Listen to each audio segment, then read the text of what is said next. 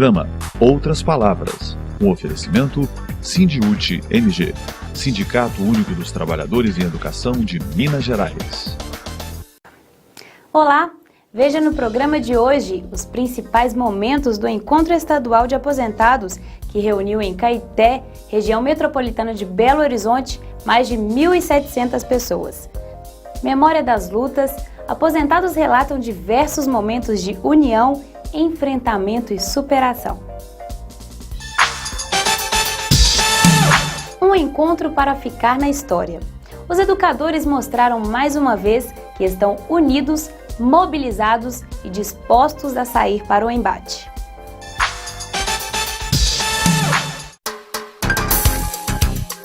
Educação em debate.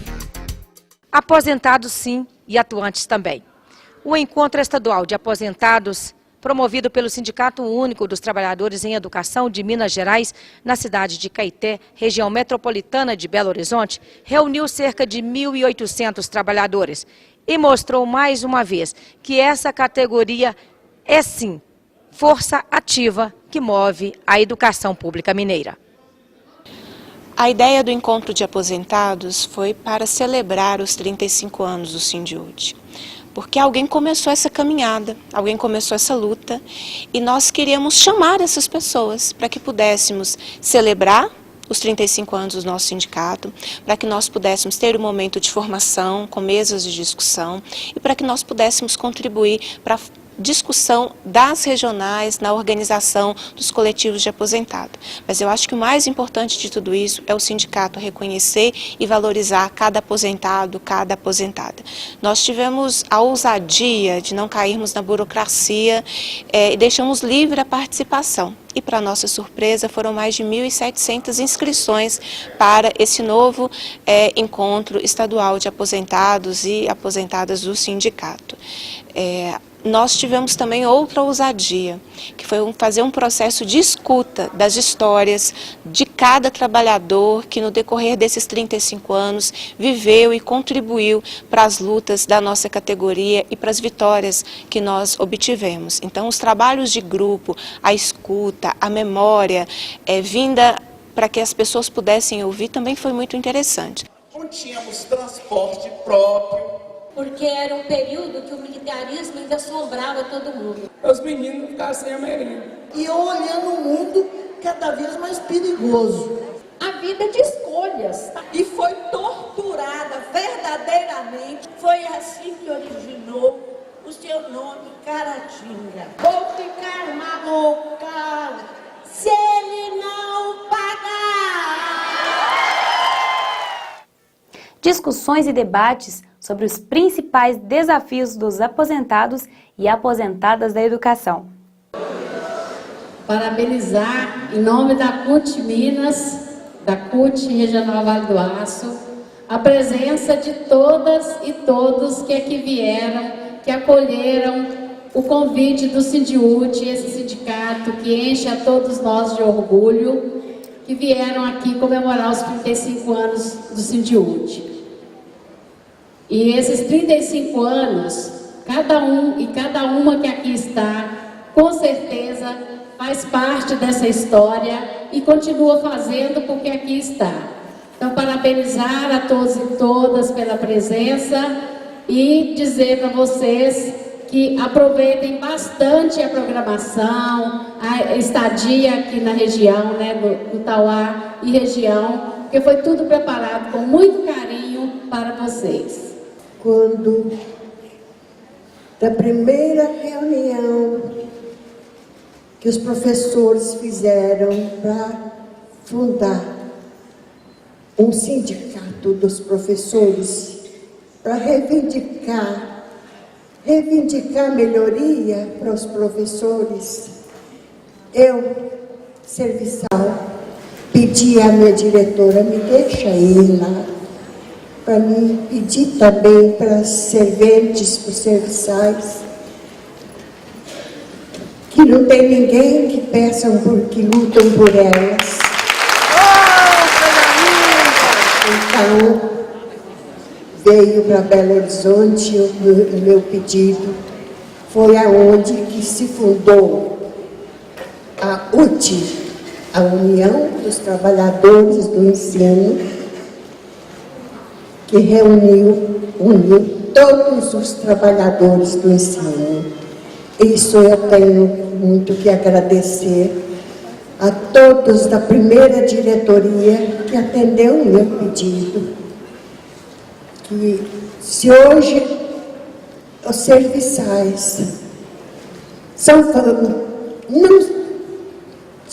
valorizados, não tanto quanto eles merecem, quanto vocês, professores, merecem ser valorizados, que às vezes têm que trabalhar 2 turnos para completar um salário melhor.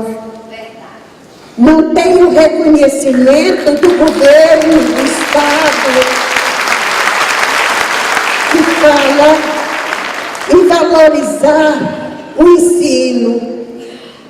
Que valorizar o ensino como se eles esquecem que o professor é o primeiro. Ele teve o professor.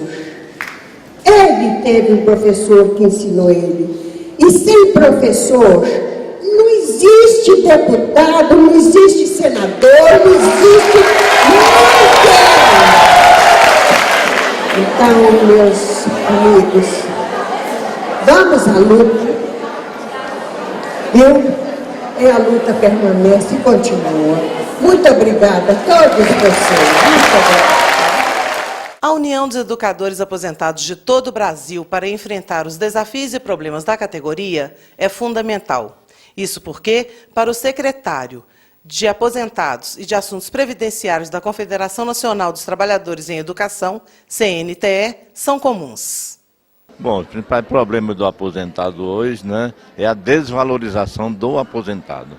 Todo aposentado hoje, ao aposentar, ele praticamente fica num cantinho dele lá, sem nenhum incentivo, vamos dizer assim, para também vir à luta novamente, porque o aposentado é de grande importância. Nós temos vários sindicatos afiliados à CNTE que realmente decidem suas posições através dos aposentados. Até porque, se você fizer uma estatística hoje, a grande maioria dos sindicatos hoje, 60%, 70% dos seus filiados são aposentados. Então, por que não valorizar esse aposentado? Por que não dar o devido valor que realmente ele merece ter uma vida digna, saudável, viver como realmente o aposentado deve viver. Não alijado num canto, dizendo que o tempo dele já passou, e realmente esse tempo não passou. Ele continua sendo um profissional de luta, um profissional de responsabilidade e de compromisso com o sindicato, com a sua categoria. Então a CNTE hoje tem uma política voltada para essa valorização, né? Para que o aposentado realmente se sinta valorizado, para que o aposentado se sinta gente. Até porque nós confiamos nessa categoria de aposentado. Várias empresas hoje estão voltando a contratar os aposentados. Por quê? Pela confiança, pela experiência e pelo compromisso. Então, por que não os governos hoje deixaram os aposentados à parte? Dão um reajuste X para o pessoal da ativa e os aposentados ficam à mercê do mísero reajuste salarial. Então, a luta dos aposentados é importantíssimo, porque eles têm valor e têm garra. E hoje esse encontro aqui de Minas Gerais é uma amostra de que realmente a CNTE e o Sindiúti realmente valorizam esse aposentado.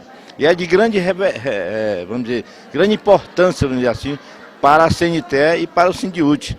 Porque um encontro desse porte, com mais de 1.700 aposentados, é mostrar que o aposentado hoje está organizado. E cada dia que passa, a tendência de nós da CNTE, da Secretaria da CNTE de aposentados, é justamente crescer esse encontro. Então esse encontro aqui vai ser a menina dos olhos, vamos dizer assim, da CNTE e do Sindiúti. Esse Sindiúti de luta, de garra, né, que aqui à frente a companheira Bia e os outros companheiros da executiva do Sindiúti realmente lutam e estão mostrando o trabalho que existe hoje em Minas Gerais, com esse número, esse grande encontro, que eu estou aqui maravilhado, né? Você vai sair hoje daqui de Belo Horizonte aqui maravilhado com o encontro, Mas nós chegarmos lá no Nordeste, no Sudeste, no Centro-Oeste, nós vamos encontrar problemas tais quais o aposentado lutando para uma melhoria salarial, lutando por uma vida digna e uma vida saudável. O problema é nacional. Por isso é que nós estamos peregrinando por esse Brasil afora, né, em luta da valorização desse aposentado que merece respeito. Bom, a CNTE hoje prima principalmente para reunir esses aposentados e provir a eles seminário, curso, onde ele possa planejar a sua vida. Porque hoje o salário que ele ganha, como nós falamos anteriormente, o reclame geral, não só aqui, mas no Brasil inteiro, é que o que recebe não dá nem para suprir as despesas de medicamento que o aposentado numa certa idade é acometido, como hipertensão, diabetes, enfim, outras que acomete o aposentado. Então a Secretaria hoje provê esses encontros, seminários, principalmente nós estamos com um seminário hoje, que é a chave, a menina dos olhos hoje, que é a programação de como você restabelecer o seu salário. Organizar o seu salário, como você vai gastar esse salário através das economias. E esse seminário hoje, nós começamos ele em Vitória, né? E estamos disseminando hoje em todo o Brasil. Muito importante seminário, onde realmente o aposentado aprende, mesmo com um salário que não é digno, ele aprende a conviver e ter uma vida digna e saudável. A atriz e uma das fundadoras do Grupo Galpão, Teuda Bara, falou da sua trajetória de vivência e militância na arte e na educação. Eu também fui professora primária, trabalhei junto com o Luiz Dulce, eu fui da criação desse último, lembro disso tudo, tomei água suja lá na Praça da Liberdade, chamaram a gente, falar que a gente era mal casada, e várias histórias.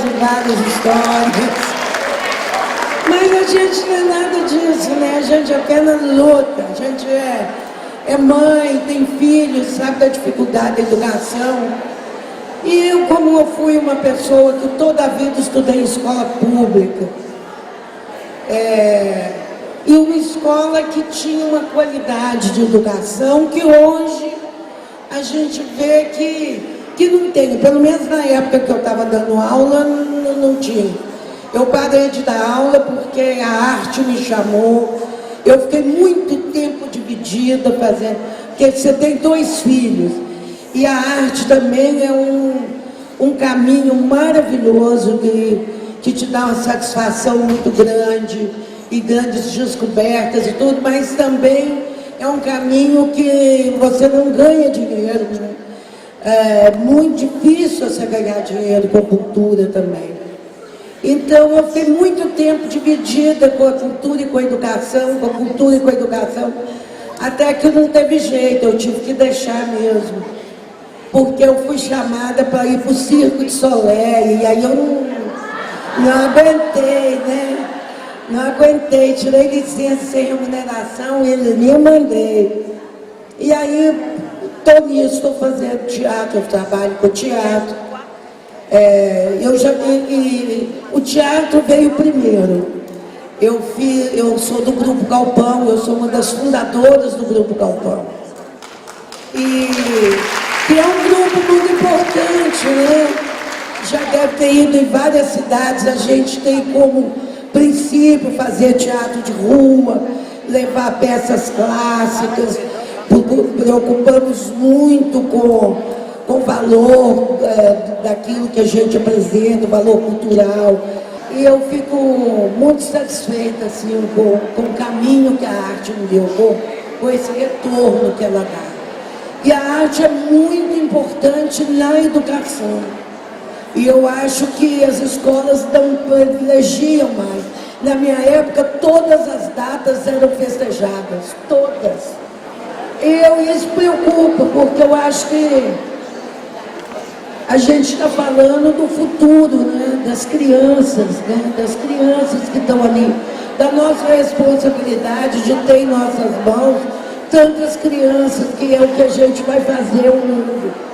E eu acho que por isso é que tem tanta violência. As escolas hoje são palco de violência. Eu lembro que a gente fazia festa para a professora, levava flor para a professora.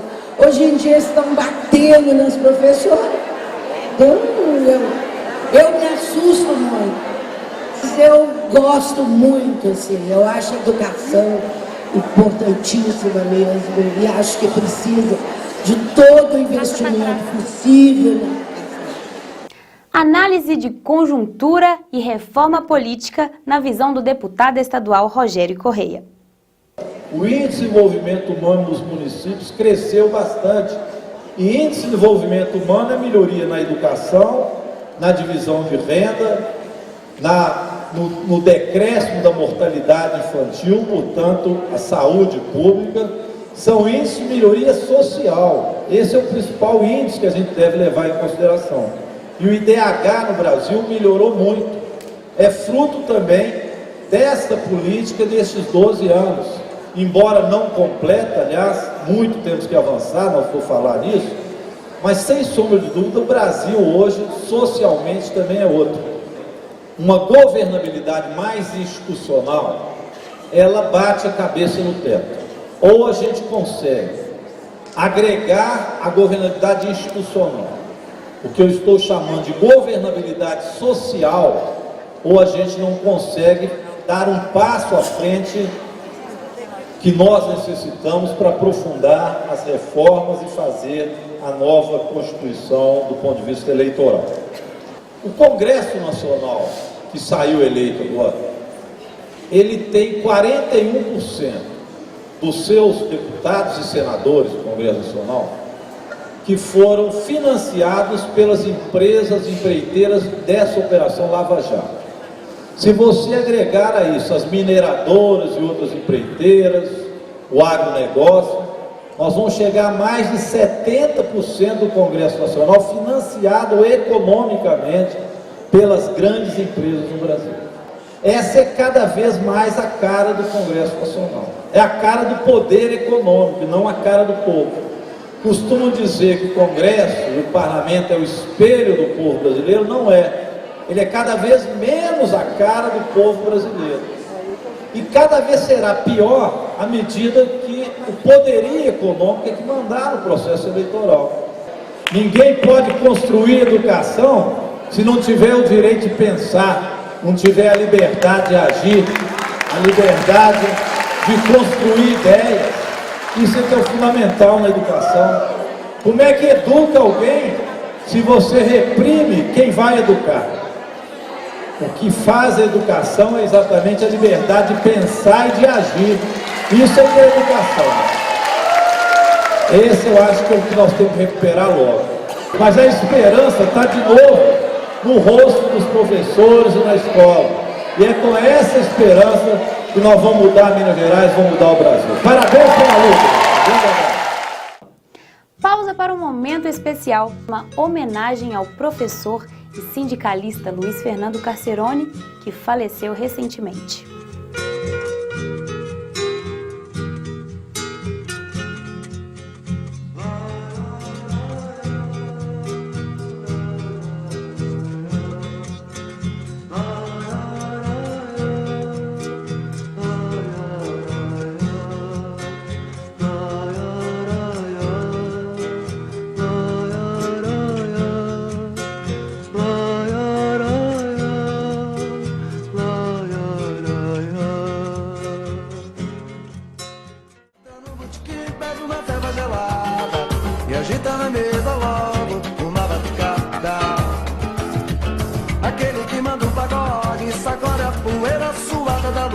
Faz a brincadeira, pois o resto é besteira e nós estamos pela aí. Eu acredito é na rapaziada. Tire sua dúvida com o Departamento Jurídico. Tira dúvidas. Estou precisando de cópia da minha pasta funcional, mas tanto a escola quanto a superintendência se recusam a fornecê-la. Como devo proceder?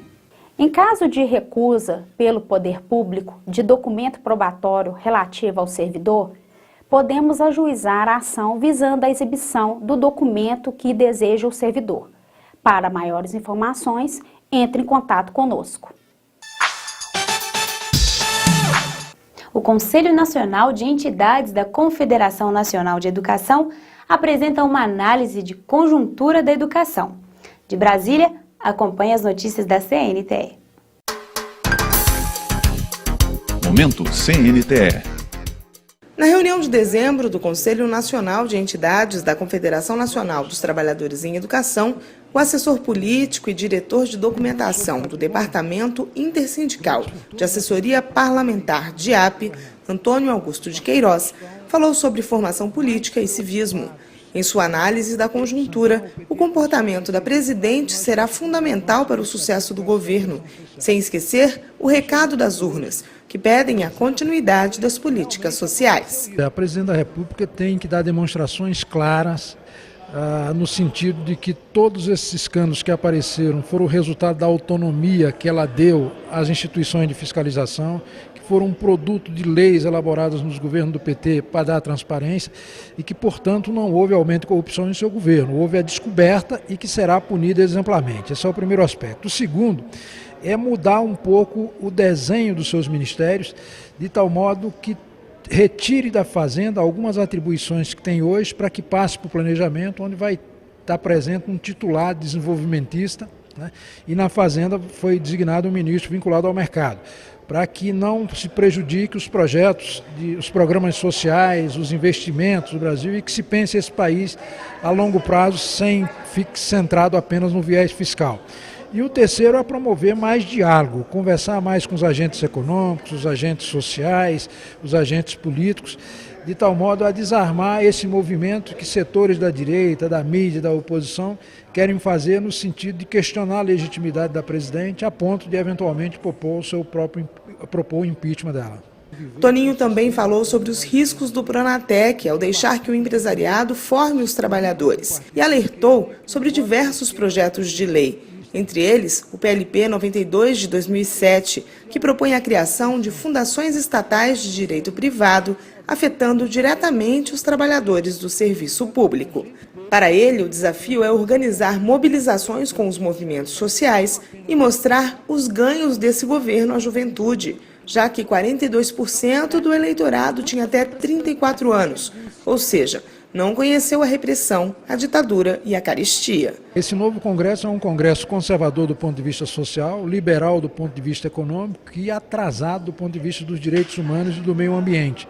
Então vai exigir dos movimentos sociais em particular e dos partidos políticos de esquerda uma pressão, uma fiscalização muito contundente no sentido de evitar que haja retrocesso, porque bancadas que foram eleitas de parentes, vinculadas a gente conservadoras, à oligarquia nos estados, a bancadas evangélicas com a pauta muito atrasada do ponto de vista dos direitos humanos, bancada da bala ou bancada de segurança, né? Celebridades que não têm nada a oferecer em termos de conteúdo das políticas públicas, né? Então é preciso uma cobrança, uma fiscalização para que não haja retrocesso em relação às conquistas até agora acumuladas no governo. O Conselho também discutiu o calendário de atividades e mobilizações para 2015. Em fevereiro, a CNTE promove o primeiro Encontro Nacional de Educadores Indígenas e, em julho, participa do Congresso Mundial da Internacional da Educação no Canadá.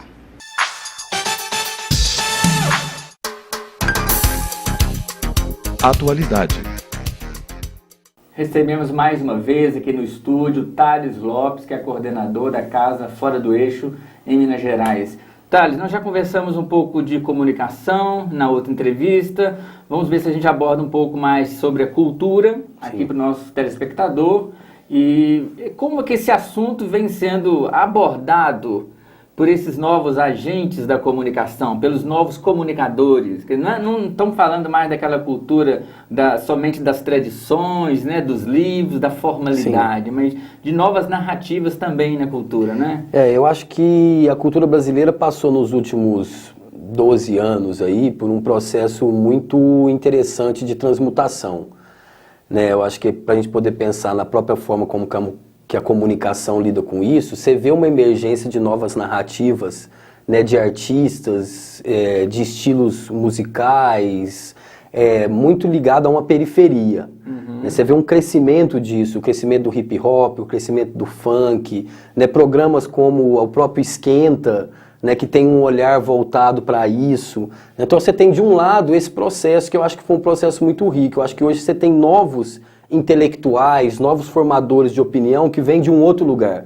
E esses movimentos surgem e se fortalecem até mesmo independente do Estado, né? Completamente independente do Estado. Da grande mídia. Independente da grande mídia. Na verdade, eles são depois cooptados. A gente vê alguns casos, né, na verdade, que o acesso já se deu, e aí eles têm que correr atrás, a grande mídia tem que correr atrás. Eu acho que é um fenômeno que reflete muito o que o Brasil viveu nos últimos 12 anos, né? Surgem novos intermediários, né, com novos intermediários da cultura, e ao mesmo tempo também você tem a cultura passando a ocupar também e reconstruir narrativas dentro da política. Eu acho que isso também é uma coisa muito importante. Quando o ministério do Gilberto Gil vem e muda o recorte, ele deixa de olhar para a cultura da perspectiva artística e passa a olhar para a cultura na perspectiva antropológica, ele dá um caráter de transversalidade para a cultura, né, que faz com que na sociedade civil movimentos como o próprio Fora do Eixo possam surgir. Né? Quando você fala da visão antropológica, eu me lembro aqui de uma iniciativa do Ministério que está em curso, né? Dos pontos de cultura. Sim, sim. Ou seja, que valoriza aquela coisa local, das comunidades. Os fazedores de cultura que já sobreviviam independente do Estado. Né? Porque você tinha uma noção de política pública, assim, eu tenho que ir lá e tenho que fazer, eu vou construir uma casa de cultura, eu vou construir... E aí a mudança foi a identificação, já existem fazedores de cultura que guardam, né, ali todo o poder simbólico de manifestações culturais tradicionais ou não, né, na coisa da inovação também, você tem a vanguarda inovando, independente do apoio do Estado, e quando você vem com a ideia do drawing antropológico, de você ir lá e né, massagear esses pontos que já existem, não ter que construir coisas novas, você cria uma perspectiva nova. Agora, muito interessante. As novas tecnologias, somente de comunicação, ajudam muito nisso também, né? Com certeza. Na construção e difusão. Tanto é que o projeto inicial dos pontos de cultura, cada ponto de cultura ganhava um kit multimídia. Sim. Né? A necessidade também de construir, elaborar sua narrativa, até porque a gente tem que pensar que isso não pode ser também uma nova política de dependência. Esses fazedores já sobreviviam sem o Estado está vindo, mas ele tem que conseguir trazer, né, um empoderamento, talvez no primeiro momento financeiro, mas principalmente de tecnologias sociais, né, que deem conta com que aquela construção cultural, que aquele ponto de cultura, né, que aquele realizador audiovisual ou aquele músico possa caminhar com as suas próprias pernas. Eu acho que esse é um desafio que está colocado, então, inclusive. Um pouco também de favorecer, estimular a chamada economia, a cultura criativa, não, como é que chama isso? Economia criativa. Você tem uma discussão da economia criativa, você tem uma discussão da economia da cultura. Que é a geração inclusive de renda, de ações culturais. Que é o que a gente estava falando. Na periferia a gente viu surgir uma série de fazedores de cultura que já conseguem se apropriar do mercado, né, e dar conta do seu trabalho. Eu acho que a gente tem um desafio muito grande pela frente. Você acha que aqui em Minas Gerais, a partir de janeiro, abre mais possibilidades do Estado ser um fomentador dessas novas ações de cultura da sociedade? Olha, eu acho que tem uma expectativa muito grande, até porque, infelizmente, a gente não teve nos últimos anos uma política pública para a cultura que desse conta disso. Eu acho que há uma expectativa de conseguir fortalecer alguns princípios, né, que no âmbito federal já avançaram, como a gente colocou, dos pontos de cultura, mas eu acho que o mais importante, e que talvez foi muito colocado nas eleições também, a gente tem essa perspectiva da transversalidade da cultura, né, de entender que a cultura ela não está fechada numa caixinha, mas que ela é fundamental, né, no contato que ela tem com as outras áreas. Eu acho que isso, inclusive, é uma forma que a gente tem de potencializar uma pasta que, historicamente, tem pouco recurso, né, estabelecendo diálogo com as outras secretarias, construindo programas juntos e avançando. Ou seja, a cultura em toda a administração pública, não apenas numa secretaria. Numa secretaria, ela na centralidade desse processo de desenvolvimento. Tá bem, Thales. Obrigado mais uma vez, obrigado a você também, até a próxima. Finalizando, fique agora com o nosso quadro de humor.